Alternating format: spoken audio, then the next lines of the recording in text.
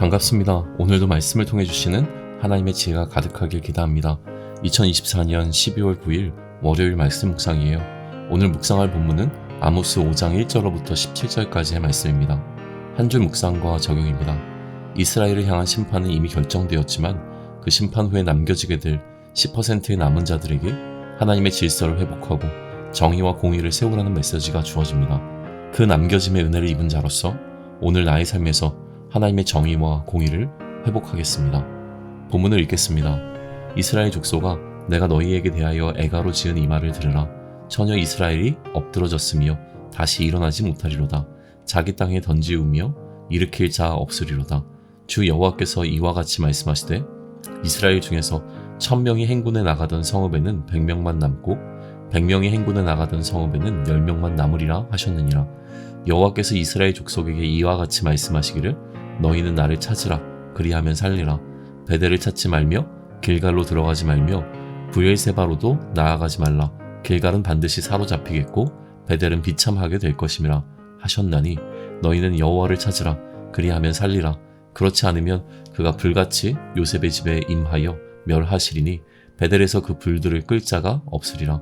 정의를 쓴 쑥으로 바꾸며 공의를 땅에 던지는 자들아, 묘성과 삼성을 만드시며 사망의 그늘을 아침으로 바꾸시고 낮을 어두운 밤으로 바꾸시며 바닷물을 불러 지면에 쏟으시는 이를 찾으라. 그의 이름은 여호와시니라. 그가 강한 자에게 갑자기 패망이 이르게 하신즉 그 패망이 산성에 미치느니라. 무리가 성문에서 책망하는 자를 미워하며 정직히 말하는 자를 싫어하도다.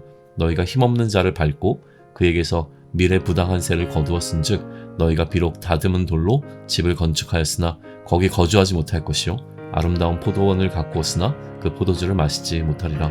너희의 허물이 많고 죄악의 무거움을 내가 아노라.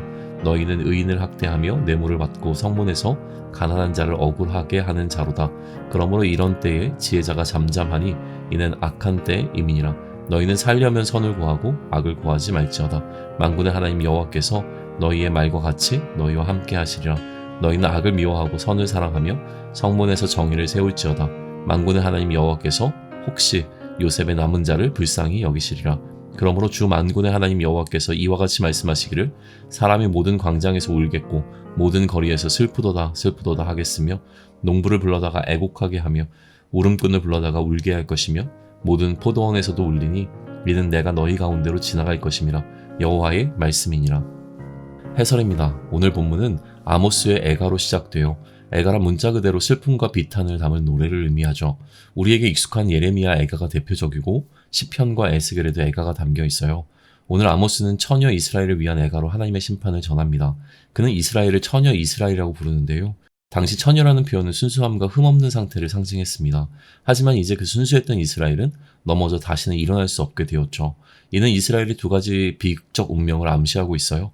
첫째는 이스라엘이 타락하여 회복할 수 없을 만큼 무너졌다는 사실과 둘째는 침략과 멸망이 그들의 앞날이 닥칠 것이라고 하는 경고입니다. 심지어 그들의 땅에서조차 그들을 일으켜줄 자가 없을 것이라고 말씀하세요. 이 심판으로 이스라엘 인구의 무려 90%가 사라지게 되죠. 이러한 처참한 비극 앞에서 아모스는 애가를 부릅니다. 그러나 그 애가 속에서도 그는 희망의 메시지를 전하죠. 바로 하나님을 찾으라는 것입니다. 거짓된 신을 찾아 헤매던 그들이 이제 진정한 창조주 하나님을 찾아야 살 수 있어요. 만약 하나님을 찾지 않는다면 하나님께서 불같이 임하실 것이고 그 불은 누구도 끌 수 없는 무시무시한 심판의 불이 될 것이에요. 아모스는 강력한 경고를 던집니다. 정의를 왜곡하고 공의를 저버린 자들, 부당한 이익을 추구하며 약자를 학대했던 자들, 하나님의 질서를 물질의 질서로 바꿔버린 자들에게 말이죠.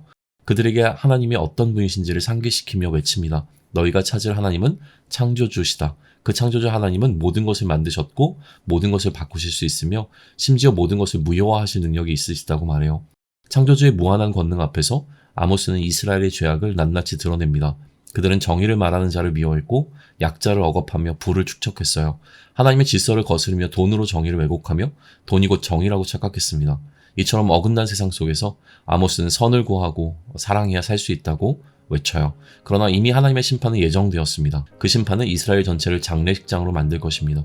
90%가 사라진 민족의 슬픔은 말로 다 표현할 수 없는 비극이겠죠. 적용입니다. 이미 심판은 결정되었습니다. 이스라엘의 타락에 대한 하나님의 공의로운 선언은 되돌릴 수 없는 상황처럼 보여요. 그 결정 앞에서 이스라엘이 할 수 있는 것은 아무것도 없어 보이는 절망적인 순간입니다. 그러나 아모스는 그 절망의 한복판에서 소망의 메시지를 선포하고 있어요. 왜냐하면 그럼에도 불구하고 하나님은 이스라엘 가운데 10%의 남은 자들을 두셨기 때문이에요.